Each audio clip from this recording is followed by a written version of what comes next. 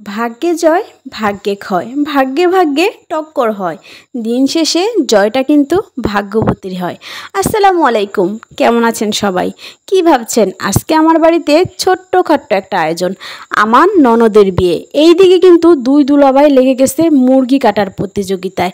রোস্টের মুরগিগুলো আমার বড় দুলাভাই দেখেন কত সুন্দর করে কেটে নিচ্ছে, আর যেটা বসে আছে সেটা হচ্ছে মেজো দুলাভাই।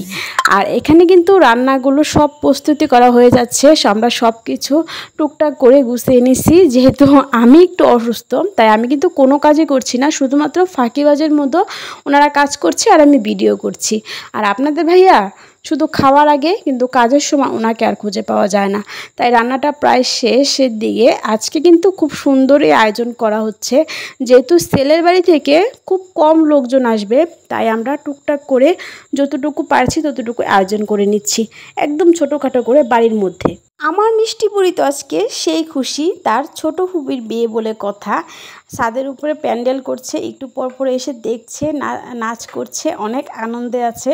সবাই মিলে ছোটোখাটো একটু গুছিয়ে নিচ্ছি বাড়ির মধ্যে, যেহেতু বাইরে বৃষ্টি হচ্ছে আর জায়গাগুলো অনেকটা তাই ছাদের মধ্যেই ছেলের বাড়ি থেকে যে কয়জন আসবে আর আমরা ফ্যামিলি যে কয়জন আছি এই কয়জন নিয়ে একটা ছোট্টখাট্টো একটা আয়োজন। তাই আজকে আপনাদের সাথে খুব ছোটোখাটো একটা ব্লগ শেয়ার করছি। আর এতটাই গরম, প্রচণ্ড গরমে আমি কিন্তু অসুস্থ হয়ে গেছি, যেহেতু আমি প্রেগনেন্ট। তাই আপনাদের ভাই আমার জন্য স্যালাইন নিয়ে আসছিল।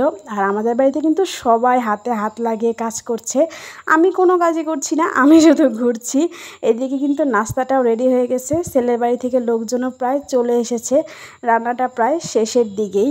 দেখেন ছেলের বাড়ি থেকে লোকজন আমার ননদের জন্য কি কি নিয়ে আসছে, তাই আমি খুলে খুলে দেখছিলাম। কথায় আছে না, যার বিয়ে তার খবর নাই। আমরা কিন্তু সবাই মেহেদি পরছি, কিন্তু আমার ননদের হাতে মেহেদি দেওয়া হয় নাই, তাই তাড়াতাড়ি করে মেহেদি দিয়ে তাকে সাজিয়ে গুছিয়ে রেডি করে নিচ্ছিলাম। আর সব সাজানো গুছানো কিন্তু কমপ্লিট। আর আজকে আপনারা একটা জিনিস শুনলে একটু অবাক হবেন, যে যার বিয়ে, ওই যে কথায় আমি ফার্স্টেই বলেছি, যার বিয়ে তার খবর নাই, পাড়া বসে ঘুম নাই। তো যার বিয়ে সে কিন্তু দেশের বাইরে ছিল, বিয়েটা আজকে হচ্ছিল ভিডিও কলের মাধ্যমে।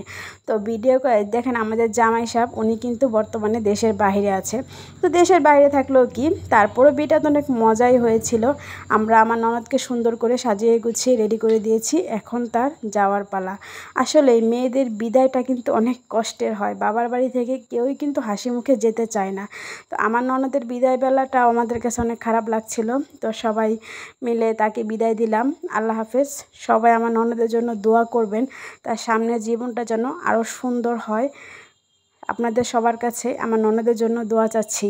আজকের ভিডিওটা এই পর্যন্তই, আল্লাহ হাফেজ। পেজটি কিন্তু অবশ্যই ফলো করে দিবেন।